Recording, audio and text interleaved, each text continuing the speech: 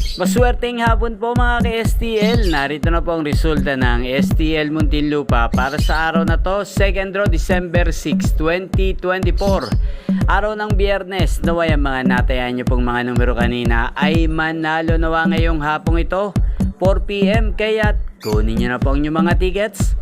Narito na po ang resulta.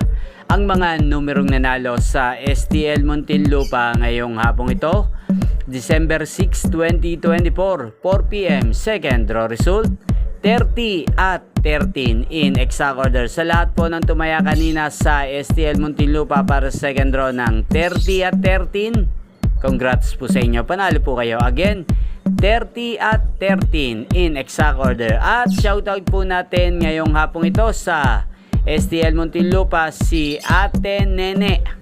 Ate Nene ng Muntinlupa, shoutout po sa iyo. Naway ang mga tinataya mo mga numero sa Muntinlupa, sana ay manalo na ngayong hapong ito. At inyo pong napanood ang resulta ng STL Muntinlupa sa channel na to, Roderick Hernandez TV.